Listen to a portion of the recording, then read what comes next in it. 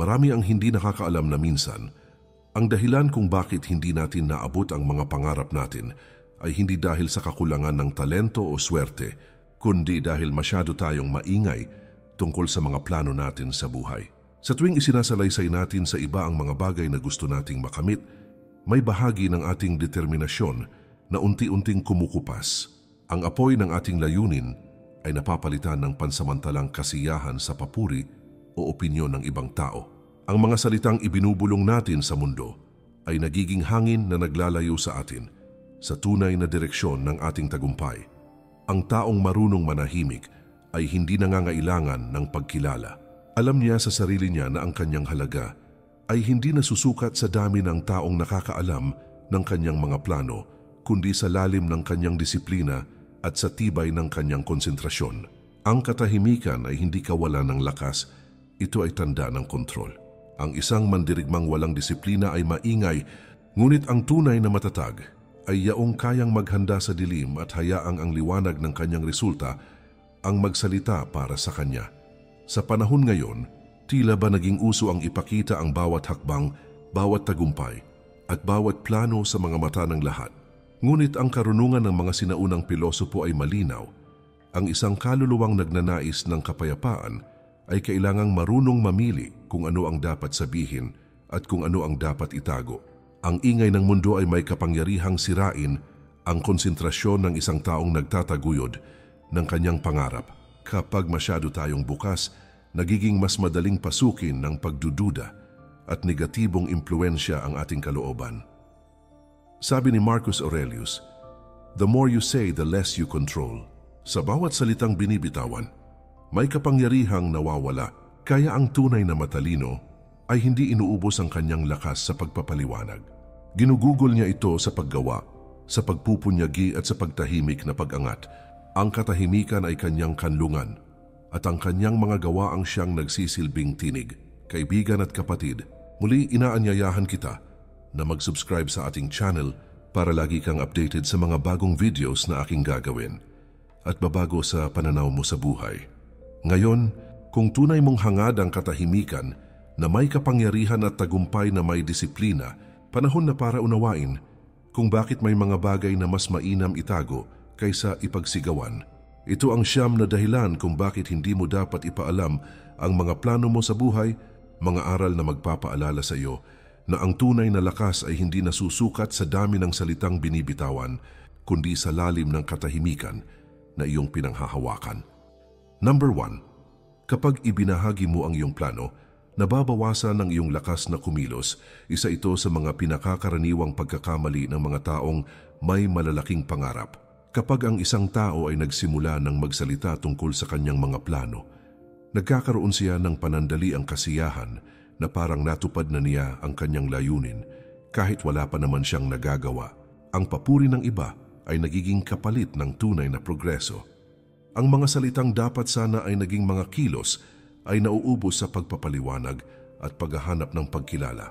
Sa mata ng isang stoic, ang ganitong uri ng kasiyahan ay isang bitag, sapagkat habang pinupuri ka ng mundo sa mga bagay na hindi mo pa nagagawa, unti-unti kang nasasanay sa ilusyon ng tagumpay, nawawala ang disiplina, nababawasan ang konsentrasyon, at ang iyong layunin ay nagiging mababaw. Ang enerhiyang dapat sana ay nakatuon sa paggawa ay nagiging enerhiya ng pagpapaliwanag.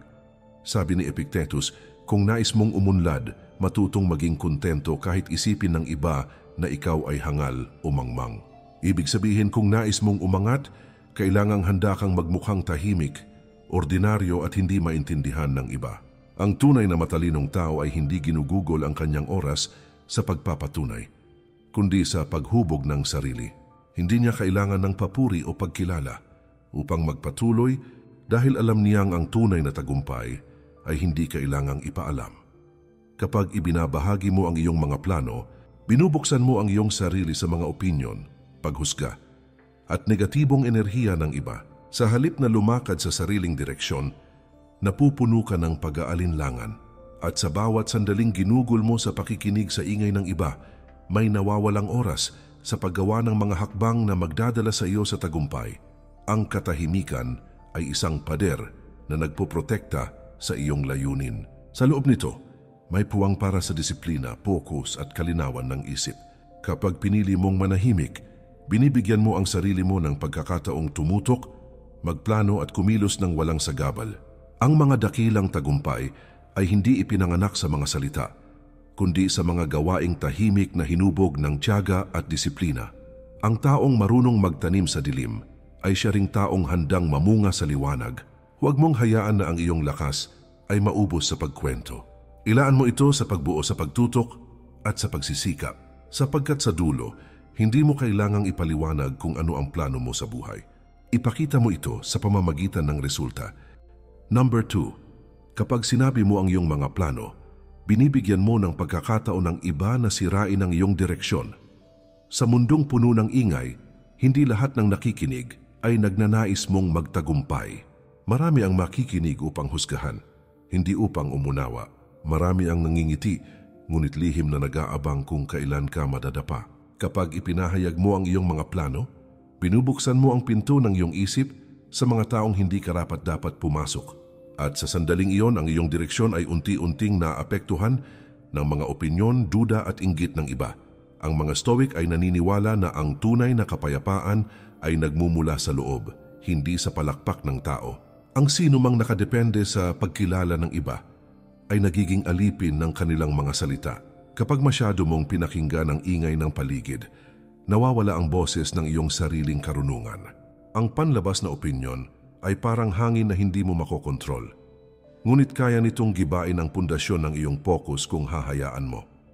Sabi ni Seneca, ang sino mang sumusubok maglayag na nakikinig sa lahat ng ihip ng hangin ay hindi kailanman makakarating sa paroroonan. Ibig sabihin, kung lagi mong binabago ang iyong direksyon dahil sa sinasabi ng iba, hindi ka kailanman uunlad. Ang matalinong tao ay nakikinig, ngunit hindi nagiging alipin ng opinyon. Nakikita niya ang halaga ng payo, ngunit mas alam niya ang halaga ng katahimikan. Ang pagsasapubliko ng iyong mga plano ay parang pagbubukas ng mahina pang halaman sa ilalim ng matinding araw. Hindi pa ito handa, ngunit isinasalang mo na ito sa mga mata ng lahat. Sa halip na lumago, ito'y natutuyo. Ganito rin ang nangyayari kapag pinilit mong ibahagi ang iyong mga pangarap bago pa ito tumibay sa iyong kalooban. Ang mga salita ng iba ay maaaring magdulot ng alinlangan, at ang alinlangan ay unti-unting kumikitil sa apoy ng iyong layunin. Kaya matutong maglakad ng tahimik. Pakinggan ang iyong sariling direksyon. Hayaan mong ang iyong mga hakbang ang maging sagot sa lahat ng pagdududa. Sa katahimikan, lumalakas ang iyong loob at sa disiplina, tumitibay ang iyong pananampalataya sa sarili. Ang iyong layunin ay hindi dapat nakabatay sa palakpak ng iba, kundi sa tibay ng iyong paninindigan. Ang mga dakilang tagumpay ay hindi kailanman sumisigaw habang ginagawa. Lumalago sila sa katahimikan, sa dedikasyon at sa panahong walang nakakakita. Kapag dumating ang tamang oras, doon lamang sila lumilitaw matatagbuo at hindi na kayang pabagsakin ng kahit anong salita. Number 3, ang pagsasabi ng iyong plano ay nagdudulot ng labis na inaasahan mula sa iba. Kapag ibinubunyag mo ang iyong mga pangarap, hindi mo lamang ipinapahayag ang iyong layunin, kundi nagbibigay ka rin ng espasyo para sa mga inaasahan ng ibang tao. Ang mga inaasahan na ito ay maaring magbago ng paraan ng iyong pag-iisip at kilos. Ang presyon na dala ng mata ng iba ay unti-unting pumipigil sa natural na daloy ng iyong paggawa. Sa halip na sundan ang sariling ritmo, nagiging alipin ka ng opinyon ng iba at ng kanilang inaasahan sa iyo. Ang bawat tanong, bawat paghingi ng paliwanag, at bawat pangaral na hindi mo hinihingi ay nagiging pasanin sa iyong isipan. Ang kalayaan na dapat sana ay nararamdaman mo sa paggawa ay napapalitan ng pag-aalala at pagdududa. Sabi ni Epictetus, ang hindi nagmamadaling ipakita ang sarili ay may kalayaan sa loob. Ibig sabihin, ang taong marunong magtahimik ay malaya sa pasanin ng pananabik at opinyon ng iba. Hindi siya pinipilit ng inaasahan ng mundo, kundi gumagalaw ayon sa kanyang sariling prinsipyo at disiplina. Sa katahimikan, nagkakaroon siya ng pagkakataong suriin ang kanyang sarili, itama ang mga hakbang, at palakasin ang loob bago ipakita sa iba ang bunga ng kanyang paggawa. Ang tahimik na paghahanda ay nagbibigay ng tunay na kalayaan at kapangyarihan na hindi kayang alukin ng papuri o opinyon ng Iba, ang labis na pagbabahagi ng plano ay parang paglalagay ng mabigat na karga sa iyong mga balikat bago ka pa man magsimula sa paglalakbay. Ang inaasahan ng iba ay nagiging pabigat na maaari mong madama sa bawat hakbang. Kapag ito'y pinapayagan mong mangibabaw, nawawala ang kalinawan at ang sigla ng iyong paninindigan. Ang bawat kilos ay nagiging reaksyon sa mga opinyon ng iba. Sa halip na hakbang patungo sa iyong sariling layunin, unti-unti ang apoy ng determinasyon ay nagiging abo dahil sa sobrang pag-aalala kung ano ang iniisip ng mundo. Sa katahimikan, ang bawat kilos ay nagiging malaya at tapat sa layunin. Ang bawat hakbang ay sumusunod sa plano at hindi sa inaasahan ng iba. Ang mga tunay na dakilang tagumpay ay lumalago sa tahimik na disiplina at sa sarili mong ritmo. Sa halip na ipaliwanag at ipagtanggol ang bawat plano, hayaan mong ang gawa ang magsalita sa halip ng mga salita. Sa katahimikan, natututo kang humintay, natututo kang magplano ng mas maayos, at natututo kang kilalanin ang sariling lakas nang hindi hinahati sa opinyon ng iba. Ang pagtutok sa sariling landas ay nagbibigay ng lakas, katahimikan at kapanatagan. Kapag hindi mo ibinabahagi ang iyong plano, hindi lamang protektado ang iyong layunin, kundi lumalakas ka rin sa loob. Ang bawat sandali ay nagiging hakbang patungo sa tagumpay na hindi nakadepende sa pananaw ng iba, kundi sa iyong sariling determinasyon. Sa huli, ang taong marunong magtahimik ay hindi nagmamadali na makilala o purihin. Ang kanyang tagumpay ay hindi nasusukat sa dami ng nakakaalam, kundi sa tibay ng kanyang ginawa, sa katatagan ng kanyang loob, at sa katahimikan ng kanyang paghahanda. Number 4. Kapag ibinabahagi mo ang iyong mga plano, nagiging mas madali para sa inggit at galit ng iba na makaapekto sa iyo. Sa mundong puno ng tao, hindi lahat ng nakapaligid sa iyo ay may mabuting hangarin. May mga taong tahimik na nagmamasid, nag-aabang sa bawat pagkilos mo, at lihim na naghihintay ng pagkakataong humadlang sa iyong pag-unlad. Kapag ipinaalam mo sa kanila ang iyong mga plano, binibigyan mo sila ng mapa kung paano ka pwedeng pigilan, husgahan o panghinaan ng loob. Ang mga salitang ibinubunyag mo ay nagiging susi sa iba para maimpluwensyahan ang iyong isip, at sa bawat opinyon na kanilang ibinibigay, unti-unti mong nararamdaman ang tensyon at presyon na hindi mo kailangan. Sabi ni Seneca, ang hindi nagpapakita ng lahat ng kanyang balak ay malaya sa galit at inggit ng iba. Ang ibig sabihin nito ay ang katahimikan sa iyong layunin ay nagbibigay sa iyo ng proteksyon. Kapag alam mo kung paano panatilihin ang sarili sa labas ng mata ng iba, nagiging malaya ka sa panlabas na impluwensya at nakatutok ka sa sariling hakbang. Hindi mo kailangang ipaliwanag ang bawat plano o aksyon at hindi ka kailangan magbigay ng paliwanag para patunayan ang sarili sa iba. Sa katahimikan, mas malinaw ang isip at mas matatag ang loob dahil ang enerhiya mo ay nakatuon sa paggawa at hindi sa pag-alis ng pangamba o opinyon ng iba. Ang pagsasabi ng iyong plano sa maling tao ay parang pagbukas ng pinto sa bagyong hindi mo inaasahan. Ang inggit, galit at negatibong opinyon ay dumarating ng walang abiso at madalas hindi mo alam kung paano ito haharapin. Sa halip na gamitin ang lakas mo sa pag-abot sa layunin, nagiging konsumo ito sa pagtatanggol sa sarili at pakikibaka sa mga bagay na hindi mo kontrolado. Ang bawat pagkilos ay nagiging mahina at ang malinaw na direksyon ng pag-usad ay napapalitan ng pag-aalala at pangamba. Sa katahimikan, ang bawat hakbang ay nagiging malaya, mas matatag at mas nakatuon sa tunay na layunin. Ang lakas at determinasyon ay hindi nasusukat sa dami ng taong nakakaalam, kundi sa kalidad ng bawat hakbang na tahimik mong ginagawa. Kapag hindi mo ibinabahagi ang iyong plano, nagkakaroon ka ng espasyo upang pagtuunan ng pansin ang paggawa, pagpaplano at pagpapalakas ng sarili. Ang bawat sandali ay nagiging hakbang patungo sa tagumpay at bawat desisyon ay bunga ng sariling prinsipyo at pananampalataya sa kakayahan. Ang katahimikan ay nagbibigay ng proteksyon sa iyong layunin, kalinawan sa isip at tibay sa loob. Ang taong marunong magtahimik ay hindi madaling maapektuhan ng inggit at galit ng iba. Ang kanyang lakas ay hindi nasusukat sa dami ng nakakaalam, kundi sa tibay ng kanyang disiplina at sa husay ng kanyang pagkilos. Ang mga dakilang tagumpay ay laging lumalago sa katahimikan, sa paninindigan at sa sarili mong determinasyon. Number 5. Kapag ibinahagi mo ang iyong plano, nawawala ang sorpresa at lakas ng epekto nito. Maraming tao ang hindi nakakaunawa na ang kapangyarihan ng isang plano ay hindi lamang nasa gawa, kundi pati na rin sa tamang timing at hindi inaasahang epekto. Kapag ipinahayag mo ang iyong layunin sa lahat, nawawala ang elemento ng sorpresa at ang lakas na dala ng hindi inaasahang tagumpay. Ang mga taong nakapaligid sa iyo ay nagiging handa at inaasahan ang iyong hakbang. Kaya ang kinalabasan ay hindi na gaanong kamangha-mangha at hindi gaanong nakakapukaw ng respeto at paghanga. Ang iyong potensyal na maging inspirasyon sa iba ay nababawasan sapagkat ang mundo ay mas natututo sa aksyon kaysa sa salita. Sabi ni Marcus Aurelius, ang pinakatamang tao ay hindi naghihintay na mapansin ang kanyang ginagawa. Ibig sabihin, ang katahimikan sa paggawa ay nagpapalakas ng epekto ng iyong tagumpay. Ang tunay na karunungan ay hindi nasusukat sa dami ng nakakaalam kundi sa kalidad at bigat ng bawat hakbang na tahimik mong ginagawa. Sa halip na ipaliwanag o ipagtanggol ang plano mo, hayaan mong ang resulta ang magsalita. Ang mga dakilang gawa ay may lakas na bumangon at humanga sa mundo ng hindi inaasahan. Kapag ipinapakita mo agad ang plano mo, nagiging handa ang iba sa mga hakbang mo. Nagkakaroon sila ng pagkakataon na hadlangan, questionin o baguhin ang epekto ng iyong ginawa.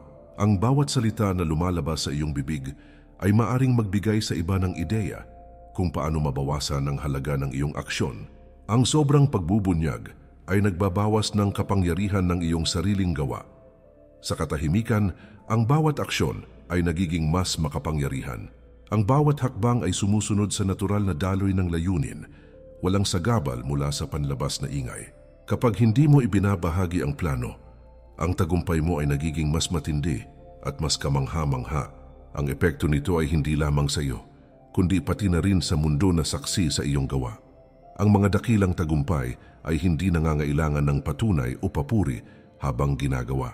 Lumalago sila sa tahimik na disiplina at determinasyon. Ang katahimikan ay nagbibigay ng espasyo upang magplano ng mabuti, maghanda ng maayos at magpatuloy ng matatag. Kapag dumating ang tamang oras, ang epekto ng iyong gawa ay ganap at hindi matatawaran. Number 6. Kapag ibinabahagi mo ang iyong plano, nagiging mas madali para sa sarili mong duda at takot na makaapekto sa iyo. Maraming hindi nakakaunawa na ang labis na pagbabahagi ng plano ay nagbubukas din ng pinto para sa sariling pag-aalinlangan. Kapag sinabi mo sa iba ang iyong layunin, hindi lamang ang opinyon nila ang maaaring maka-impluwensya sa iyo, kundi pati ang iyong sariling isip ay nagiging mas sensitibo sa kritisismo kahit ito ay hindi naman sinasadya. Ang bawat puna, tanong o simpleng obserbasyon ay maaaring humina sa iyong loob at magdulot ng takot sa hakbang na dapat sana ay matapang mong gawin. Sabi ni Epictetus, ang taong marunong magdisiplina sa sarili ay hindi nag-aalala sa opinyon ng iba. Ibig sabihin, ang tunay na kalakasan ay nagmumula sa kakayahang manatiling matatag sa harap ng sariling duda at takot. Kapag pinipili mong itago ang plano at tahimik na kumilos, lumalakas ang iyong loob at mas malinaw ang bawat desisyon. Ang enerhiya mo ay hindi nasasayang sa pagtatanggol o pagpapaliwanag, kundi sa pagtahak sa sariling landas. Ang pagbubunyag ng plano ay parang pagbubukas ng pinto sa lahat ng emosyon at reaksyon, hindi lamang ng iba, kundi pati na rin ng sarili mong isip. Ang alinlangan ay maaaring lumitaw sa tuwing may naririnig kang opinyon o puna, at ang takot ay nagiging hadlang sa aksyon. Kapag ang plano ay nanatiling lihim, ang isip mo ay nakatutok lamang sa paggawa at pagpapabuti ng sarili. Ang bawat hakbang ay nagiging mas matibay at mas tapat sa tunay na layunin. Sa katahimikan, natututo kang harapin ang sariling kahinaan at lumakas sa disiplina. Ang bawat kilos ay nagmumula sa panloob na paniniwala at hindi sa pangangailangan ng pagpapatunay sa iba. Ang determinasyon mo ay hindi nasusukat sa dami ng taong nakakaalam, kundi sa tibay ng bawat aksyon at sa kalinawan ng isip sa bawat hakbang. Ang tunay na tagumpay ay lumalago sa katahimikan, sa pag-unlad na hindi ipinapakita, at sa lakas na hindi nasusukat sa opinyon ng iba. Kapag dumating ang tamang oras, ang resulta ng iyong tahimik na pagsisikap ay magpapakita ng buong halaga ng iyong determinasyon at lakas ng loob. Ang katahimikan ay hindi kawalan ng lakas, kundi tanda ng karunungan at kontrol sa sarili. Number 7. Kapag ibinahagi mo ang iyong plano, nawawala ang pagkakataong magtrabaho ng tahimik at epektibo. Maraming tao ang hindi nakakaunawa na ang katahimikan sa paggawa ay nagbibigay ng pinakamalakas na kapangyarihan. Kapag ipinaalam mo ang plano mo sa lahat, nagkakaroon ka ng dami ng opinyon at payo na maaring magulo ang daloy ng iyong paggawa. Ang bawat mungkahi, kritisismo o simpleng tanong ay maaring magdulot ng pagkaantala at pag-aalinlangan sa tamang hakbang na dapat mong gawin. Ang lakas at oras na sana ay nakatuon sa pagtupad ng layunin ay nauubos sa pag-explain, pakikipagdiskusyon at pagtatanggol ng plano sa iba. Sabi ni Marcus Aurelius, ang hindi nagmamadaling ipakita ang kanyang gawa ay mas malakas sa loob at sa epekto. Ibig sabihin, ang tunay na kapangyarihan ay nasa kakayahang magtrabaho ng tahimik at determinadong kumilos nang hindi hinahati ng pananabik ng iba o ng opinyon ng mundo. Ang katahimikan sa paggawa ay nagbibigay daan sa malinaw na pag-iisip, sa mas maayos na plano at sa mas matatag na disiplina. Sa ganitong paraan, ang bawat hakbang ay tapat sa layunin at hindi napapahina ng ingay ng paligid.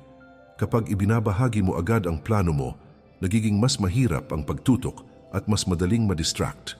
Ang mga taong may opinyon o pananabik ay nagiging hadlang sa natural na daloy ng paggawa.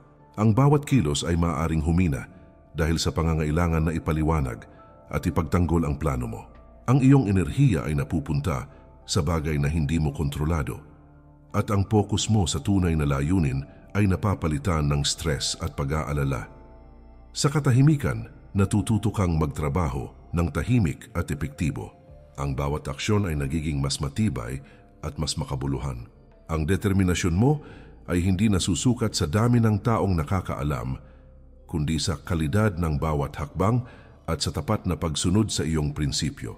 Ang tahimik na paggawa ay nagiging sandata laban sa ingay, opinyon at panghihimasok ng iba. Ang tunay na tagumpay ay lumalago sa katahimikan, sa disiplina at sa pagtutok sa gawa. Kapag dumating ang tamang oras, ang bunga ng iyong tahimik at matatag na pagsusumikap ay magiging malinaw, matibay at hindi matatawaran. Ang katahimikan sa paggawa ay hindi kawalan ng lakas kundi tanda ng karunungan at tunay na kontrol sa sarili. Number 8. Kapag ipinahayag mo ang iyong plano, nagiging mas madali para sa mga hadlang at distractions na makaapekto sa iyong tagumpay. Maraming tao ang hindi nakakaunawa na ang bawat plano ay may kanya-kanyang tamang panahon upang magbunga at ang labis na pagbabahagi nito ay nagdudulot ng hindi kailangang stress at pagkagambala. Kapag sinabi mo sa lahat ang iyong layunin, binibigyan mo rin ng pagkakataon ng mundo, ang ibang tao, at maging ang sarili mong isip na magduda, mag-alinlangan, at magbago ng direksyon. Ang bawat hakbang ay nagiging mas komplikado dahil sa dami ng opinyon, payo at puna na dumarating mula sa paligid. Ang focus mo, na dapat ay nakatuon sa paggawa at sa pagpapaunlad ng sarili, ay napapalitan ng pagpapaliwanag, pagdepensa, at pakikibagay sa mga inaasahan ng iba. Sabi ni Seneca, ang taong matatag ay hindi hinahayaan ang ingay ng iba na pahinain ang kanyang direksyon. Ibig sabihin, ang tunay na kalakasan ay nagmumula sa kakayahang manatiling nakatuon sa sariling layunin kahit napapalibutan ng ingay, panghuhusga at hindi inaasahang pangyayari.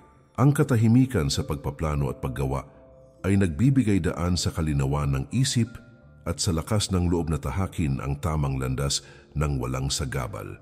Sa bawat sandali na tahimik kang kumikilos, mas napapalakas mo ang iyong determinasyon at mas malinaw ang direksyon ng iyong hakbang.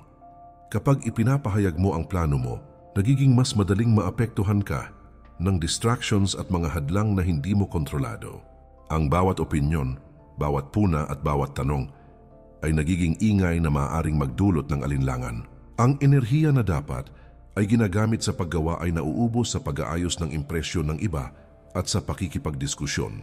Ang bawat aksyon ay nagiging mabagal at ang iyong momentum ay napuputol ng mga bagay na hindi mo dapat pinapansin. Sa katahimikan, natututo kang suriin ang iyong sarili at ang iyong plano ng walang panghihimasok. Ang bawat hakbang ay nagiging tapat sa iyong layunin at nakabatay sa sariling prinsipyo at disiplina. Ang pokus at determinasyon mo ay hindi nasusukat sa dami ng taong nakakaalam, kundi sa kalidad at kahusayan ng bawat hakbang na tahimik mong ginagawa.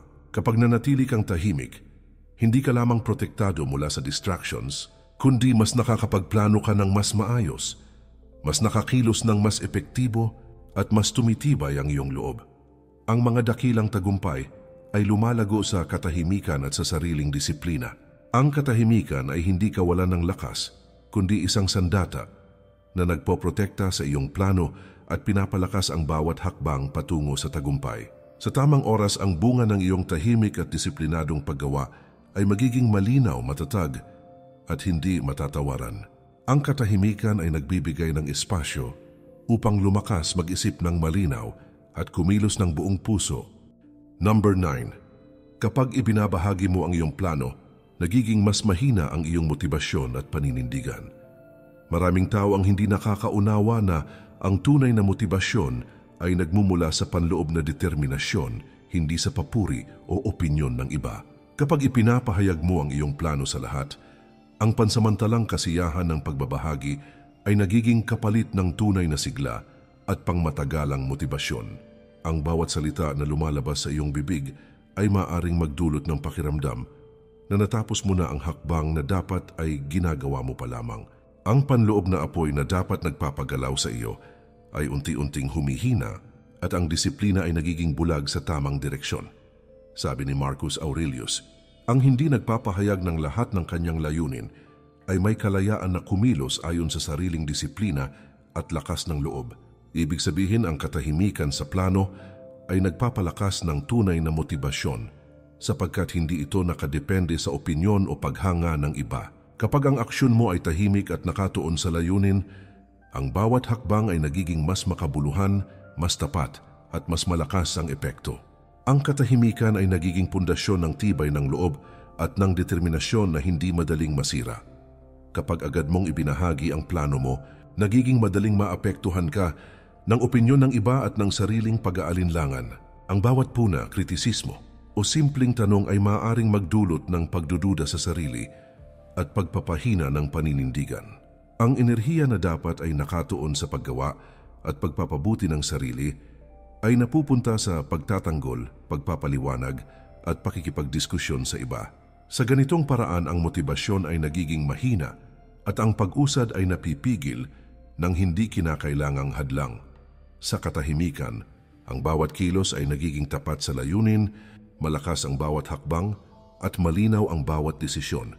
Ang determinasyon at lakas ng loob ay hindi nasusukat sa dami ng nakakaalam, kundi sa tibay ng disiplina at sa kalidad ng gawa. Ang tahimik na paggawa ay nagiging sandata laban sa pag-aalinlangan at panlabas na impluwensya.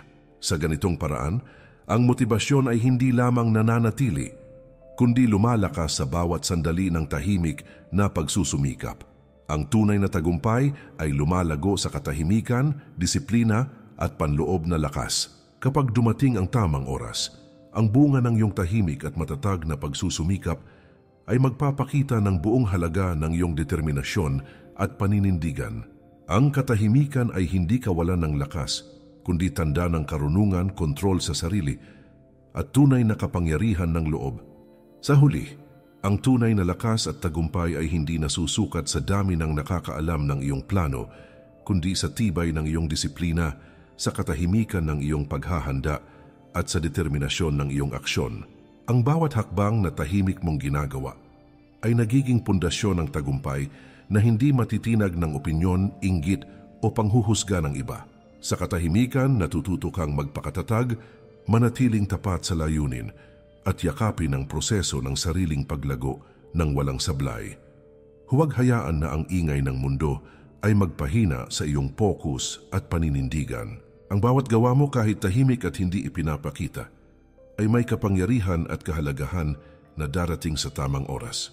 Tulad ng sinasabi ng mga Stoic, ang tunay na karunungan ay ang malaman kung kailan manahimik, kailan kumilos, at kailan hayaang ang aksyon ang magsalita para sa iyo. Kaibigan at kapatid, muli inaanyayahan kita na mag-subscribe sa ating channel para lagi kang updated sa mga bagong videos na aking gagawin at pabago sa pananaw mo sa buhay. Sa bawat video, ating bubuksan ang daan patungo sa mas malalim na pangunawa sa sarili sa mundo at sa mga prinsipyo ng Stoic philosophy na magpapatibay sa iyong loob at magbibigay linaw sa iyong landas. Maraming salamat po. Mag-ingat po tayo palagi at kay Lord palagi ang papuri.